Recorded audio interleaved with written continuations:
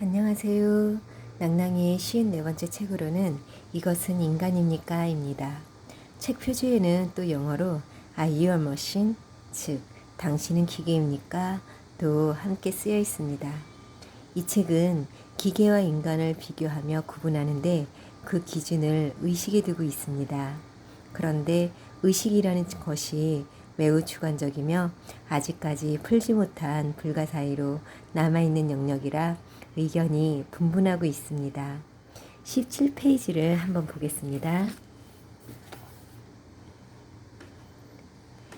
이 책에서는 기계를 물리적인 각각의 부분이 상호작용하여 형성하는 하나의 시스템으로서 과제를 완수하기 위해 일정한 규칙에 따라 작동하는 것이라고 정의하도록 하자.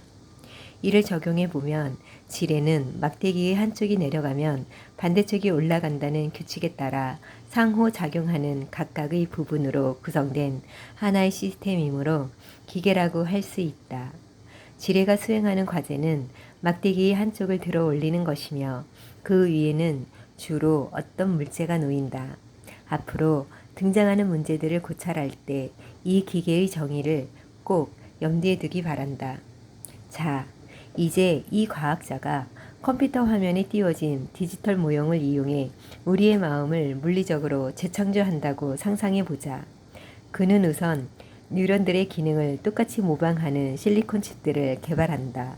그리고 특별히 제작된 복잡한 회로들을 사용해서 우리의 신경신호 경로들이 온전하게 기능할 수 있게끔 세심하게 신경망을 재구축한다.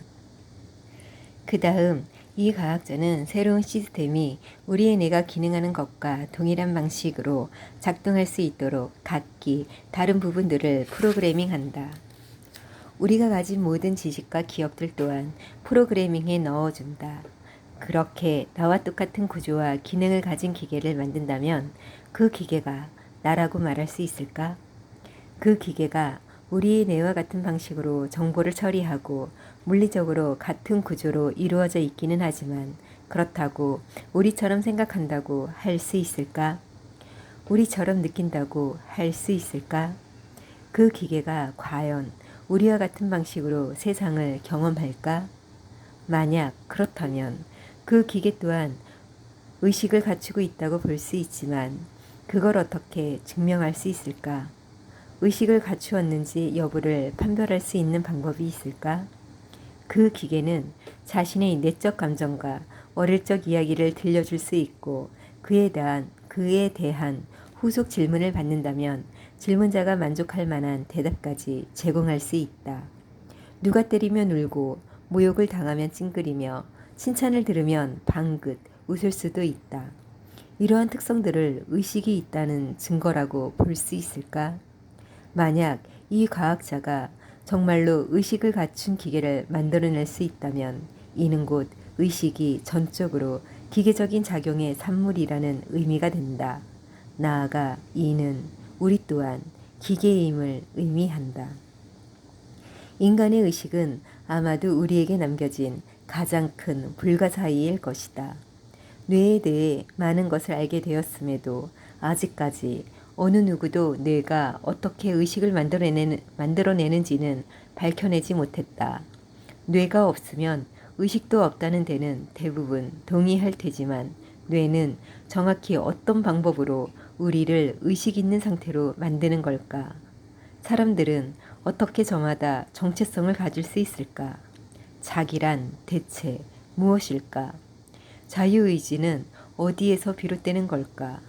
우리 안에는 대체 무엇이 있길래 저녁 메뉴를 결정하고 고통과 사랑을 느끼며 세상을 단일한 관점으로 바라볼 수 있는 걸까?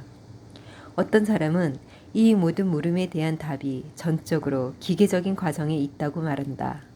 인간의 마음이 그저 컴퓨터처럼 신호와 반응으로 이루어진 시스템이며 소화나 광합성 같은 과정과 아무런 차이가 없다고 말이다. 이 말이 사실이라면 앞서 이야기한 과학자는 의식을 만들어내는 주체인 뇌의 구조를 연구하는 것만으로 우리의 의식에 관한 모든 것을 알 수 있을 것이다. 즉, 우리가 기계와 같다는 의미다. 또 다른 측은 의식이 물리적인 세계와는 구별되는 무언가여서 그 과학자가 제 아무리 우리의 뇌를 잘 안다고 한들 우리가 무슨 생각을 하는지는 결코 알 수 없다고 믿는다. 마음은 물리적인 과정과 근본적으로 다르며 절대 단순한 기계적 기능이 아니라고 말이다. 한편 어떤 이들은 인간의 의식이 대체로 과학 연구로는 닿을 수 없는 영역이라고 여긴다. 어쨌든 오랜 시간 연구가 이어졌지만 지금까지는 아무도 의식이 어떻게 만들어지는지 알아내지 못했다. 그러나 최근 들어 기술이 비약적으로 발전하고 많은 과학적 발견이 이루어지면서 의식을 둘러싼 해묵은 문제도 새로운 국면을 맞았다. 컴퓨터의 성능은 날이 갈수록 향상되고 있으며 다양한 신경장애 연구는 뇌 시스템 작용 기제의 일부를 어렴풋이 밝혀내고 있다. 인공지능 연구실의 로봇들은 계속해서 인상적인 일들을 해내고 있다. 혁신적인 철학 이론들도 꾸준히 나온다. 의식에 관한 연구는 어느덧 철학, 심리학, 인지과학, 신경과학, 컴퓨터과학, 공학의 공통 주제가 되었다. 이 분야의 전문가들은 이제 의식을 갖춘 기계를 만들 수 있는지, 그 같은 업적이 미래의 인류에게 시사하는 바는 무엇인지 같은 문제와 씨름하고 있다. 과학자는 뇌 구조를 연구함으로써 마음속을 꿰뚫어 볼 수 있을까? 의식을 갖춘 기계를 만들어낼 수 있을까? 애초에 의식이라는 것은 대체 무엇일까? 그럼 지금부터 인간의 의식을 둘러싼 논쟁에서 활약한 주요 인물들을 살펴보겠습니다. 첫 번째로 먼저 철학자 데이비드 차머스는 이런 글을 남겼다. 의식은 마음의 과학에서 가장 이해하기 힘든 문제다. 의식적 경험만큼 잘 아는 것이 없는데도 이보다 더 설명하기 힘든 것이 없다. 마음과 몸 사이를 이어주는 것은 무엇일까? 뇌는 대체 어떻게 의식을 만들어내는 걸까? 차머스는 이를 의식의 어려운 문제라고 부르며 쉬운 문제와 구분지었다. 그가 말한 쉬운 문제로는 우리가 어떻게 정보를 얻고 주의를 집중하는지, 깨어있는 상태와 잠든 상태는 어떤 차이가 있는지 설명하는 것 등이 있다. 이러한 문제들은 과학적인 연구를 통해 해결할 수 있다. 하지만 마음과 뇌에 관한 문제는 여전히 불가사의로 남아있다. 의식은 어떻게 발생한다는 걸까? 차머스는 물리의 기본 법칙이 존재하듯 의식에도 기본 법칙이 존재한다고 말한다. 그리고 이 법칙들이 물리적 요소들에서 의식이 발생하는데 필요한 조건들을 결정한다. 우리로서는 아직 이 법칙들이 무엇인지 모른다. 하지만 차머스가 주장하는 바에 의하면 뉴턴이 발견하기 전부터 물리의 기본 법칙이 존재한 것처럼 의식의 기본 법칙도 틀림없이 존재한다. 이 법칙들이 밝혀지면 물리적인 구성 요소들이 어떻게 정신적 요소들과 연관되어 있는지 알 수 있을 것이다. 또한 어떻게 의식이 물리적인 것들과 동떨어져 있으면서 물리적인 조직화와 연결되는지도 증명될 것이다. 그런데 잠깐, 이 관점은 완전히 극단적인 이원론이 아닌가. 앞서 말했듯이 이원론이란 의식이 물리적인 것들과 분리된 별개의 범주에 속한다는 믿음이다. 그리고 이렇게 보면 차머스는 꼭 이원론을 지지하는 것만 같다. 하지만 우리는 앞에서 그가 의식이 물리적인 요소들 간의 상호작용 이상도 이하도 아니라는 유물론적 관념을 따르는 기능주의를 표방한다고 이야기했다. 이 두 가지 관점은 서로 상충하는 것처럼 보인다. 차머스는 이 문제를 어떻게 해결했을까? 기능주의자로서 차머스는 심적 상태가 올바르게 조직화된 물리적 구성 요소들 간의 상호작용에 불과하다고 믿었다. 그러니까 좀비라는 존재도 논리적으로 존재할 수 있는 것이다. 하지만 다른 기능주의자들과 달리 차머스는 의식만은 이러한 상호작용들의 결과로 단순화할 수 없다고 믿었다. 그는 의식이란 비환원적이며 물리적인 개념으로는 설명할 수 없는 어떤 것이라고 주장했다. 기능주의는 의식세계에서 어떤 일이 일어날 때 그와 동시에 체내에서 일어나는 일들을 설명하는 데만 국한되어 있다고 말이다. 차머스는 인간을 좀비와 다른 특별한 존재로 만드는 것이 바로 우리 내의 물리적 구조가 의식의 영역과 우리를 연결함으로써 기계는 결코 번접할 수 없는 비환원적인 경험을 선사한다는 사실이라는 주장을 굽히지 않았다. 두 번째 인물로는 17세기 수학자이자 철학자 르네 데카르트는 인간은 육체가 없어도 사고가 가능하므로 마음이란 비물질적인 것이라고 결론지었다. 마음은 물질적인 것들과 달리 공간을 차지하지 않으며 물질을 지배하는 그 어떤 법칙도 따르지 않는다. 우리는 타인의 마음 속에서 일어나는 일들에 접근할 수 없다. 그저 그 사람의 행동을 바탕으로 그가 무슨 생각을 하는지 그럴듯하게 추측할 따름이다. 이에 데카르트는 의식은 어떤 식으로든 물질계와 구분되어 있는 것이 틀림없다고 판단했다. 그의 이론에 따르면 인간은 신체에서 벌어지는 일들로 구성된 세계와 마음속에서 벌어지는 일들로 구성된 세계를 동시에 살아간다. 여기서 첫 번째가 물질계, 두 번째가 정신계다. 정신계에서 나는 마음껏 멋진 농구 경기를 펼칠 수 있다. 하지만 농구 경기를 상상한 뒤 농구부에 들지 않기로 결정했으므로 마음속 농구 경기가 실제로 나에게 영향을 미쳤다고 볼 수 있다. 이로 미루어 마음이 신체를 장악하여 물질계에 영향을 줄 수 있다는 사실을 알 수 있다. 여기까지가 이원론의 기본적인 개념이다. 나는 생각한다. 고로 나는 존재한다. 라는 말은 곧 나는 내면에 의식이 존재함을 느낀다. 고로 나는 의식이 있다. 와 같다. 하지만 그렇다면 그 내면의 의식은 어떻게 의식이 있다는 걸까? 이런 측면에서 데카르트는 아무런 해답도 내놓지 못한 채 설명을 피했다는 비판을 받는다.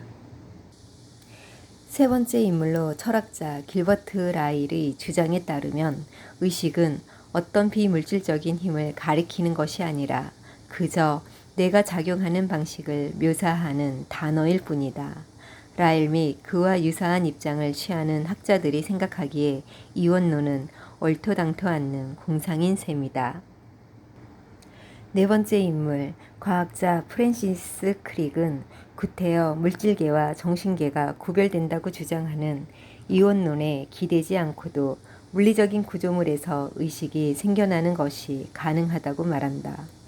크릭은 과학적인 불가사의를 대하는데 이미 이골이 난 인물로 1962년에는 DNA의 구조를 발견한 공을 인정받아 제임스 왓슨과 함께 노벨 생리의학상을 수상했다. 그의 말에 따르면 영혼이란 단지 지금까지의 과학 발전 수준이 의식 문제에 덤벼들기에는 역부족이었던 탓에 살아남을 수 있었던 미신에 불과하다. 비슷한 예로 수백 년 전만 해도 대부분의 사람은 지구가 평평하다고 믿었다. 대다수의 사람이 믿는다고 해서 그것이 꼭 진실은 아니다. 갈릴레오 갈릴레이나 아이작 뉴턴이 등장하기 전에 사람들은 태양계 행성들이 당연히 천사의 인도를 받아 운동한다고 여겼다. 찰스 다윈이 진화론을 설파하기 전에는 전지전능한 창조주의 개인 말고는 복잡한 생물체들이 어떻게 이 땅에 생겨났는지 달리 설명할 방도가 없었다. 크릭은 육신이 죽은 뒤에도 사라지지 않는 비물질적인 영혼에 대한 미신 또한 과학적인 지식이 부족한 데서 비롯되었다고 주장한다. 아울러 비록 지금은 정확한 기제를 알지 못하지만 의식이 순전히 물리적인 구조물에서 생겨나는 일이 불가능하지는 않다고 역설한다. 크릭이 보기에 사람들이 여기에 의구심을 붓는 이유는 뉴런을 포함하여 뇌를 구성하는 각각의 구조물이 의식의 특성을 하나도 갖추고 있지 않기 때문이다. 각각이 의식의 구조물이 특성과는 거리가 먼데 그 구조물들이 함께 어우러져 작용한 결과가 어떻게 의식을 만들어낸단 말인가. 크릭은 구성 요소들이 더해진 결과가 단순히 이들의 물리적인 합 이상의 결과를 낳는 자연 현상이 많다는데 주목한다. 크릭의 관점에서 보면 우리는 자신에게 자유의지가 있다고 생각하지만 실제로는 그렇지 않다. 우리가 떠올린 계획은 우리가 의식하지 못하는 사이 뇌가 행한 계산의 결과이며 의사결정 또한 동일한 방식으로 이루어진다. 그렇게 내린 의사결정의 이유가 무엇인지 밝히기는 어마어마하게 어려울 수 있는데 뇌가 수행하는 계산의 마지막 단계에서는 작은 사건 하나만으로도 완전히 다른 결과가 나올 수 있기 때문이다. 더구나 이 무의식적인 계산에 영향을 미칠 수 있는 요인의 수는 엄청나게 많고 각각의 요인이 야기한 결과들은 저장되었다가 다시 다른 계산에 쓰이기도 한다. 그러다 보니 모든 계산이 끝난 뒤의 최종 결과는 평범한 사람으로서는 사실상 예측이 불가능하다. 우리는 모두 뇌의 작용을 바라보는 데 한해서는 평범한 사람일 수밖에 없으므로 이를 두고 누군가는 계산의 최종 결과가 예측 불가능해 보이니 결국 우리의 의지를 자유의지라고 보는 것이 맞다는 오해를 할 수도 있다. 하지만 크릭의 말에 따르면 의사결정은 사실 바로 그 무의식적인 계산을 거쳤기에 가능한 것이다. 얼핏 자유롭게 보이는 행동도 실상은 우리가 알지 못하는 이 모든 사전 계산들을 통해 기계적으로 도출된 결과값이다. 크릭은 우리가 자신의 의지라고 여기는 어떤 감각을 만들어내는 장소이자 우리가 의식하지 못하는 온갖 계산을 수행해 의사결정을 내리는 곳이 바로 전측 대상구라고 믿었다. 결국 그는 자유의지라는 것은 존재하지 않으며 우리가 자신의 삶을 자유로이 통제하는 것이 아니라는 결론에 도달했다. 내가 자유의지로 내린 의사결정이라고 믿었던 것이 사실 내가 만들어낸 것일 뿐이라고 말이다. 크릭의 주장에 따르면 우리의 육체는 통제하에 놓여 있다. 그 꼭대기에는 자기도 호문클루스도 없다. 오직 뇌만이 존재할 뿐이다. 그의 말이 옳다면 그는 우리가 기계임을 증명한 셈이다. 쇳덩어리 대신 유기물로 이루어져 있다는 사실은 아무 의미도 없다. 여기서 중요한 사실은 우리의 인간성이 순전히 물리적인 구성 요소들의 상호작용만으로 만들어진 결과물이라는 점이다. 크릭의 주장은 곧 어떤 괴짜 과학자가 우리의 뇌와 신체에 관한 모든 정보를 속속들이 파악하고 기술력을 충분히 갖추기만 한다면 우리가 어떤 행동을 하고 무슨 생각을 할지 예측하는 일도 가능하리라는 이야기다. 우리는 유기물로 이루어진 기계이니까. 다섯 번째 인물, 과학자 제럴드 에덜먼이 하나의 가설을 내놓았다. 그는 동일한 작업을 수행하는 뉴런들을 하나의 덩어리로 묶어서 보자고 제안한다. 피부의 한 부분이나 눈의 망막 같은 수용기 세포들의 집단에 대응하는 뉴런 집단이 존재하며 이 뉴런 덩어리들이 지속적으로 세포 집단과 상호작용한다고 말이다. 가령 뇌의 시각 피질에는 이처럼 계속해서 서로 상호작용하는 뉴런 집단이 30여 개 있다. 에덜먼은 다름 아닌 이 뉴런 집단 간의 관계가 세상에 존재하는 모든 것을 범주에 따라 나누고 통합적으로 표상하는 시스템을 만들어낸다는 가설을 세웠다.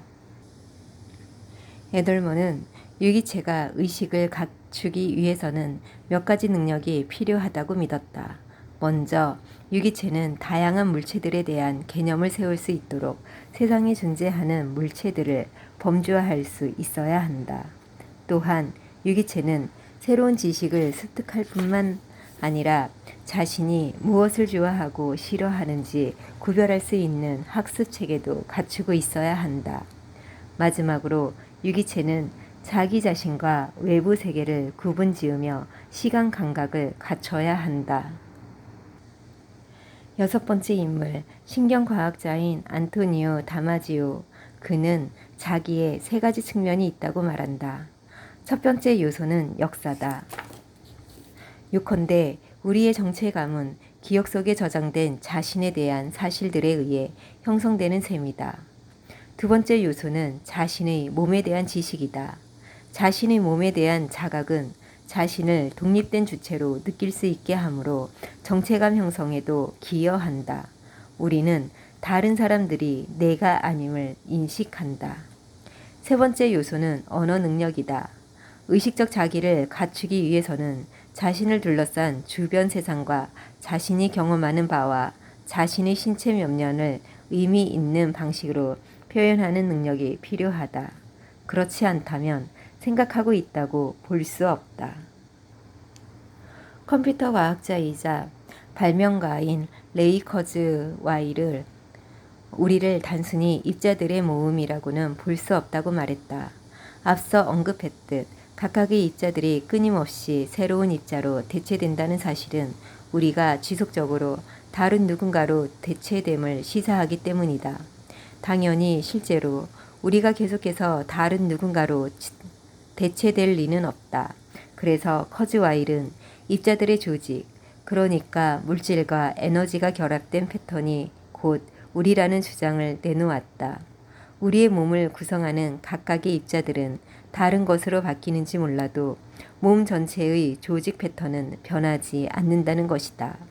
덧붙여 커즈와일은 개개인이 일종의 패턴이므로 그 패턴을 스캔해 복제하는 일도 가능하다고 말한다.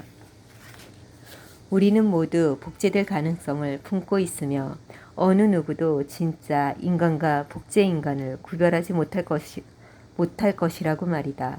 커즈와일은 2030년이면 마음을 컴퓨터에 업로드하고 그 조직 패턴과 작용 방식을 재구성하는 일이 가능해질 것이며 이를 통해 인간의 뇌가 지닌 모든 능력을 그대로 가진 컴퓨터를 만들어낼 수 있으리라고 내다봤다. 즉, 의식을 가진 컴퓨터도 만들 수 있다는 주장이다. 커즈와일은 세상이 어떤 모습을 띠게 될지에 관해 이렇게 묘사한다. 새로운 세상은 지능을 갖춘 기계가 인간 사회에 녹아들면서 찾아올 것이다. 법은 기계들에게도 적용될 것이다. 기계의 전원을 끄는 행위가 마치 인간을 살해하는 것처럼 비도덕적인 행동으로 여겨질 것이다. 기계와 인간을 여전히 구별할 수 있는 탓에 아주 이상한 규칙이 생겨날 수도 있지만 이 역시 차츰 바뀔 것이다. 우리의 생물학적 육체는 중요성을 잃어버리게 될 것이다. 마음을 스캔해 컴퓨터에 업로드하고 나면 몸을 마음대로 바꾸는 일도 가능해질 것이다. 죽음이란 본래 육체가 쇠하는 현상과 관련된 개념이므로 이제 더는 걱정거리가 아니게 될 것이다. 우리 모두 영원한 삶을 살게 될 것이다. 그리고 업로드된 마음의 백업용 복제본을 끊임없이 생성해 만일 사고가 나서 마음이 파괴되더라도 쉽게 복원이 가능하게끔 할 것이다. 아울러 커즈와일은 우리의 뇌를 인터넷과 연결해 언제든 웹에 접속할 수 있게 되리라고 주장한다. 하지만 그의 말에 따르면 미래에는 인터넷의 사용 양상이 지금과는 상당히 다를 것이다. 즉, 오늘날 우리가 하듯 단순히 웹페이지를 방문하는 데 그치지 않고 현실 세계 못지않게 실감나는 가상세계에 들어가게 될 것이다.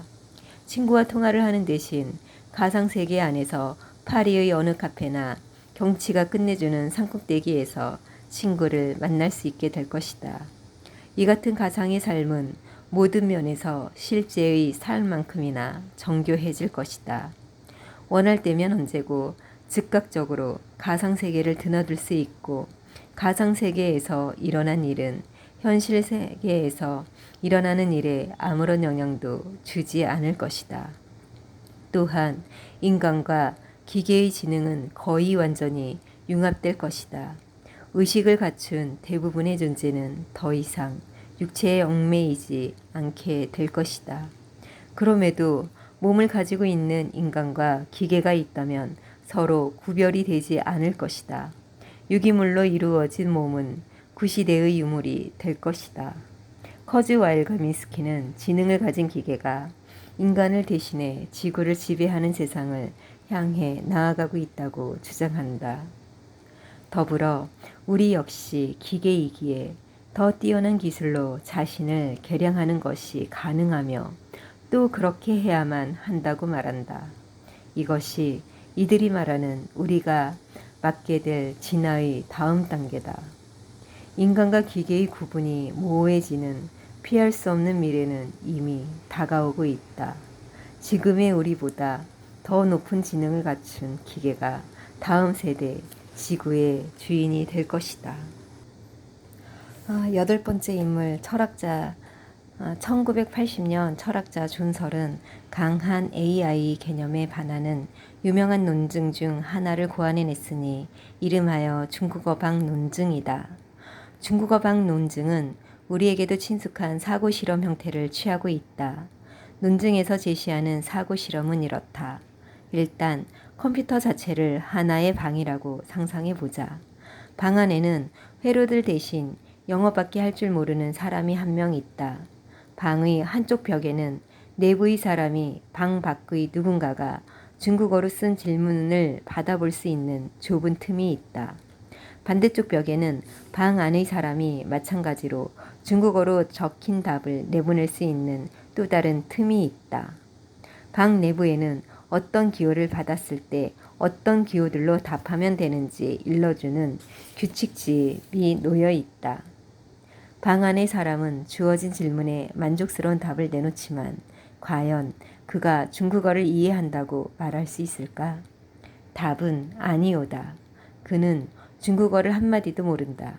그저 질문을 받고 일련의 규칙을 따라 답을 작성해서 밖으로 내보낼 뿐이며 이 모든 작업을 아무것도 이해하지 못한 채 기계적으로 행한다. 우리가 모국어로 다른 사람과 소통할 때는 절대 무작위로 아무 기호들이나 기계적으로 나열하지 않으며 당연히 각각의 단어에 의미를 부여한다. 설은 중국어방 사고 실험을 근거로 마음을 한낱 컴퓨터 프로그램과 같다고 할 수 없으며 뇌 또한 한낱 컴퓨터와 같다고 해서는 안 된다고 주장한다. 컴퓨터는 일련의 지시를 따를 뿐이므로 중국어방 안의 사람이 그렇듯 어느 것 하나 이해하지 못한다. 따라서 컴퓨터는 사고하고 있다고 볼 수 없다. 설의 말에 따르면 그의 주장은 아래와 같은 논리를 취한다. 첫 번째, 컴퓨터 프로그램은 기호의 조작으로 이루어진다. 중국어방 안의 사람은 중국어 문자들을 받고 또 내보낸다. 두 번째, 마음은 의식이 있으며 이해를 가능케 한다. 중국어를 이해하기 위해서는 각 문자에 의미를 부여할 심적 내용을 가지고 있어야 한다. 세 번째, 기호를 다루는 능력만으로는 의미를 해석한다거나 의식이 있다고 확언하기 어렵다. 중국어방 안의 사람이 아무리 정확한 중국어 문자들을 내놓는다고 한들 중국어 문자를 모르는 그 자신은 문자들에 아무런 의미도 부여하고 있지 않으므로 그가 중국어를 이해한다고 볼 수 없다. 네 번째, 따라서 컴퓨터 프로그램을 실행시키는 것만으로는 의식의 존재를 증명하기에 불충분하다. 설의 관점에서 볼 때 컴퓨터가 의식이 있다고 혹은 앞으로 의식을 갖게 될 거라고 믿는 사람들은 모방을 재구현으로 착각하고 있다. 그도 컴퓨터 프로그램이 의식의 여러 측면을 모방할 수 있다는 데는 동의한다. 가령 엘리자나 앨리스 같은 프로그램들은 언어로 소통하고 언어를 이해하는 과정은 모방할 수 있지만 혼자서는 전혀 이해를 하지 못하므로 그 과정들을 스스로 재구현해낼 수는 없다. 딥블루 프로그램도 단순히 체스를 이해한 것처럼 모방할 뿐이다. 설은 불길이 타오르고 내우가 치는 모습을 모방하는 컴퓨터 프로그램도 있지만 실제로 방을 화염에 휩싸이게 하거나 사무실 건물에 번개가 치게 만드는 식의 재구현은 불가능하지 않느냐고 말한다. 이와 마찬가지로 컴퓨터는 인간의 의식을 모방하는 것에 불과하다. 설은 우리가 기계의 의식이 깃드는 시대를 향해 빠르게 나아가고 있지 않으며 컴퓨터가 명령을 해독하고 실행하는 기능이 아무리 강력해지더라도 우리 뇌가 우리에게 의식을 불어넣는 것과 똑같이 컴퓨터 프로세서가 기계의 의식을 불어넣는 날은 오지 않을 거라고 단정한다.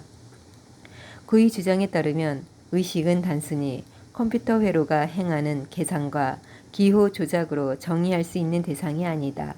그러므로 인간 마음의 존엄성은 앞으로도 지켜질 것이다. 9번째 인물로 철학자이자 인지과학자인 데니얼 데닛은 우리 또한 상위의 처리 단계가 하위 단계를 검토하도록 여러 처리 단계를 가진 복잡한 기계에 불과하다는 것이다. 적어도 우리가 흔히 생각하는 의미의 의식에 한해서라면 어느 누구도 의식을 가지고 있지 않다. 기계 속의 유령 따위는 없다. 운전자도 조종사도 없다. 기계는 스스로 작동한다. 우리가 생각이라고 말하는 것은 단순히 뇌에서 일어나는 복잡한 정보 처리 과정일 뿐이다. 해가 뜨고 지는 현상과 마찬가지로 의식이란 하나의 환상이다. 데닛은 우리가 무언가를 학습하는 행위가 실은 단순히 새로운 프로그램을 습득하는 것이라고 말한다. 새로운 아이디어, 캐치프레이즈, 노래, 패션 등을 떠올릴 때면 이들을 모두 아우르기 위해 우리 머릿속 프로그램이 확장된다. 어떤 일에 성공하거나 실패하면 우리는 훗날 의사결정을 내릴 때 활용할 수 있게 그 정보를 기억 속에 저장한다. 딥블루 체스 컴퓨터가 수많은 기보를 참고해 기물의 움직임을 결정하는 것처럼 우리도 살아가는 동안 과거의 성공이나 실패 경험, 상위 단계의 프로그램이 만들어내는 일련의 작업 루틴들을 바탕으로 어떤 행동을 할지 선택한다. 데닛은 자신의 이론에 의식의 다중원고 모형이라는 이름을 붙였는데 정보를 처리하는 과정에서 뇌가 병렬 회로를 통해 새로운 정보가 들어올 때마다 여러 버전의 원고를 만들어내기 때문이다. 그는 자신의 이론이 궁극적으로는 데카르트의 해묵은 마음극장 모형을 대체하게 될 거라고 말한다. 그 이론의 연장선에서 데닛은 감각질이 존재한다고 믿을 만한 충분한 근거가 있다는 주장을 인정하지 않는다. 그는 우리가 감각질이라고 여기는 것을 경험할 때 실제로는 그저 정보 처리 과정을 거치고 있을 뿐이라고 말한다. 우리는 뇌의 평범한 정보 처리 과정을 마치 형용할 수 없는 내적 경험인 양 여기지만 이는 기계적으로 만들어진 환상일 뿐이다. 10번째 인물로 철학자 휴버트 드레이퍼스는 컴퓨터가 하지 못하는 것에서 기호 조작밖에 할 줄 모르는 컴퓨터는 절대로 추론이 불가능하다고 말한다. 그는 컴퓨터가 한정된 범위의 문제에서만 성공적으로 해답을 찾아낼 수 있다고 주장한다. 컴퓨터는 잘 정의된 문제가 주어지면 일련의 단계를 밟아 답을 찾아낸다. 이 때문에 엄밀하고 제한된 규칙을 따르는 산수 문제에서는 인간보다 훨씬 뛰어난 능력을 발휘한다. 드레이퍼스는 정형화된 규칙에 얽매이는 한 기계가 풀 수 있는 것은 오직 잘 정의된 문제뿐이며 인간의 추론과 같은 능력은 절대로 얻을 수 없을 거라고, 또 이것이 바로 인공지능 연구자들이 결코 의식을 가진 기계를 만들어낼 수 없는 이유이자 지금도 이 목표를 향한 노력이 크게 성과를 보이지 못하는 이유라고 말한다. 여기까지 많은 과학자와 철학자들의 의견들이 분분한데 지금부터는 이 책의 필자인 엘리에저 제이 스탠버그의 종합된 의견을 읽어보겠습니다. 새로운 관념의 토대. 루코라는 열기구 조종사가 프랑스에 있는 친구를 만나기 위해 캐나다 노바스코샤주를 떠나 여행길에 올랐다고 해보자. 여행을 시작하고 며칠 동안 대서양 상공에는 거센 폭풍우가 몰아쳤다. 쏟아붓는 비와 거친 파도에 근방을 항해하던 대형 선박도 항로를 틀었다. 만나기로 약속한 날 로코가 친구의 집에 도착하지 않자 해양 경비대는 수색에 나섰다. 며칠의 수색 끝에 찢어진 로코의 열기구가 물에 잠긴 채 유럽 대륙의 해안선에서 800km 떨어진 곳에서 발견되었다.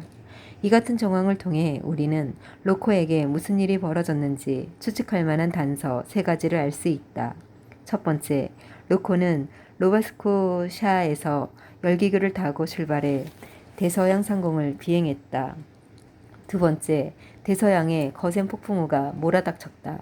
세 번째, 로코의 빈 열기구가 목적지에서 800km 떨어진 장소에서 침수된 채 발견되었다. 이번에도 이전 장에서 살펴본 퀸 엘리자베스 이후 이야기처럼 생각이나 선택지의 범위가 제한되어 있지 않다. 지난 장에서는 곧바로 가장 그럴듯한 설명 하나를 도출했다. 하지만 이번에는 이미 아는 사실들을 바탕으로 로코에게 일어났을 법한 여러 가지 가능성을 함께 고려할 것이다. 실제로 일어났을 확률은 다르지만 그래도 생각해 볼 수 있는 가능성은 일부 나열하자면 다음과 같다. A. 로코는 바다에 빠져 익사했다. B. 그는 지나가던 화물선에 의해 구조되었다. C. 그는 해안까지 헤엄쳤다. D. 그는 지금도 물속에서 허우적거리고 있다. E. 그는 해적에게 납치되었다. F. 그는 다른 우주로 순간이동했다. G. 그는 고래 몸속에서 공생관계를 이루며 살아가고 있다. 이 중 가장 그럴듯한 가설은 로코와 그 친구에게는 미안한 일이지만 A일 것이다. 그 뒤를 이어 B가 두 번째로 가능성 있는 가설일 테고 말이다. F나 G의 경우가 가능성이 제일 희박해 보인다. 그렇지만 어쨌든 이들 모두 가능한 가설로 알고리즘에 기반하거나 사전에 특별히 훈련을 받지 않고도 생각해낼 수 있다. 아울러 각각의 확률을 수치상으로 확인하지 않아도 어떤 가설이 가장 그럴듯하고 어떤 가설이 가장 일어날 가능성이 적은지 쉽게 판단할 수 있다. 우리는 드레이퍼스의 말처럼 컴퓨터가 이처럼 범위가 제한되지 않은 막연한 문제에 대한 답을 찾아낼 능력이 없다는 사실을 이미 확인했다. 그러나 우리는 이 문제의 답을 찾아낼 수 있으므로 우리의 추론 방식은 컴퓨터와 달리 알고리즘 기반이 아니라고 할 수 있다.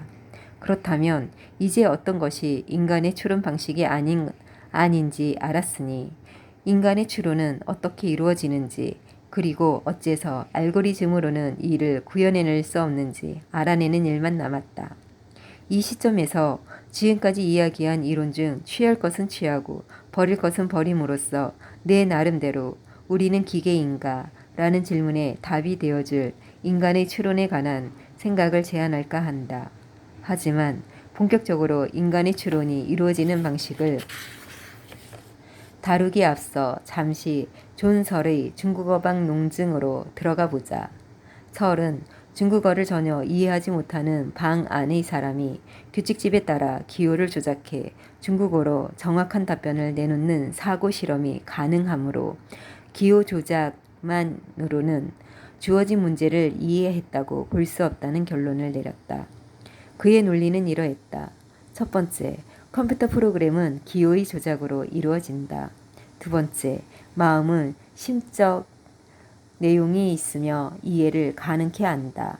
세 번째, 기호를 다루는 능력만으로는 그 의미를 이해한다거나 의식이 있다고 확언하기에 충분치 않다. 네 번째, 따라서 컴퓨터 프로그램을 실행하는 것만으로는 마음을 존재하게 하기에 불충분하다. 나는 전반적으로 이 의견에 동의하지만 여기서 설은 아주 중요한 사실을 하나 간과했다. 설의 주장이 가장 많은 비판을 받는 부분이 그가 주장한 논리 중 세 번째 단계가 근거가 빈약한 가정이라는 점이다. 기호 조작만으로는 이해가 이루어졌다고 볼 수 없다고 어떻게 확신할 수 있는가? 레이커즈 와일과 마빈 민스키를 비롯해 AI 연구의 가능성을 지지하는 측에서는 이 같은 가정이 성립한다는데 틀림없이 동의하지 않을 것이다. AI가 목표하는 것이 바로 이것이기 때문이다. 설은 어째서 기호 조작이 이해로 연결되지 않는지 설명하지 않는다. 나는 기호 조작 알고리즘이 의식의 존재를 증명하기에 충분치 않다고 주장하는 이유가 드레이퍼스의 말처럼 인간의 의식은 틀에 박히지 않은 무한한 사고를 요하는 문제들의 답을 찾는데도 힘을 발휘하는 반면 기호 조작으로는 제한된 범위의 잘 정의된 문제에만 답을 할 수 있기 때문이라고 생각한다. 알고리즘을 다루는 컴퓨터 프로그램의 주로는 알고리즘을 따르지 않는 인간의 마음이 해낼 수 있는 일들을 전부 해낼 수가 없으므로 알고리즘 기반 추론 그 자체만으로는 의식이 존재할 수 없다고 본다. 존 설의 논리 중 세 번째 단계를 내 나름대로 형식을 갖추어 보충하자면 다음과 같다. 기호 조작은 규칙에 얽매여 있다. 두 번째, 의식은 어디에도 얽매여 있지 않다. 세 번째, 규칙에 얽매인 시스템은 무한한 시스템을 만들어내기에 충분치 않다. 네 번째, 따라서 기호 조작 능력만으로는 의식을 갖추었다고 보기에 충분치 않다. 위에서 나는 드레이퍼스의 견해를 이용해 설의하지 않은 중국어방 논증의 세 번째 단계에 대한 설명을 제공했다. 내가 알기로 지금까지는 다들 이 둘을 연관시켜 생각하지 않았다. 설과 드레이퍼스의 이론은 늘 강한 AI 개념의 반대 입장에 있는 두 개의 독립적인 갈래처럼 여겨졌다. 설의 주장은 컴퓨터가 외적으로 의식이 있는 것처럼 보이더라도 내적으로는 이해와 심적 내용이 결여되어 있다는 것이 핵심이므로 흔히 내적인 측면에서의 반대 의견이라고 불린다. 반면 드레이퍼스는 겉으로 드러난 문제 해결 능력을 바탕으로 퀸 엘리자베스 이후 이야기나 경마 기수의 사례, 로코의 실종 사건 등 범위가 제한되지 않은 문제에 적절한 답을 발견하는 인간의 창의적이고 유연한 사고 능력을 컴퓨터는 결코 보여줄 수 없다고 주장했으므로 그의 주장은 외적인 측면에서의 반대 의견으로 불린다. 하지만 어쩌면 이 둘을 서로 다른 견해로 볼 것이 아니라 결합시켜 생각해야 하는지도 모른다. 이렇게 하면 알고리즘에 기반한 기호 조작은 마음이 할 수 있는 일 중 많은 것을 하지 못하기 때문에 이 시스템만으로는 의식의 존재를 증명하기에 충분치 않다는 사실이 분명해진다. 누군가는 컴퓨터를 프로그램하는 데 이용되는 일련의 규칙이 우리가 가진 세상에 대한 표상과 같은 역할을 수행한다고 말한다. 그러나 나는 여기에 동의하지 않는다. 나는 우리가 가진 심적 모형이 그저 일련의 형식화된 규칙들이 아닌 결합된 감각질의 형태로 저장되어 있다고 생각한다.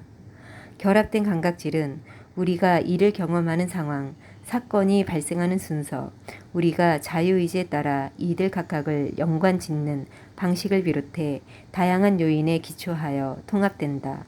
우리는 서로 다른 관념들 사이에 본래부터 형성되어 있던 결합과 살아가면서 바뀐 결합 방식의 기초에 각각의 관념을 연합한다.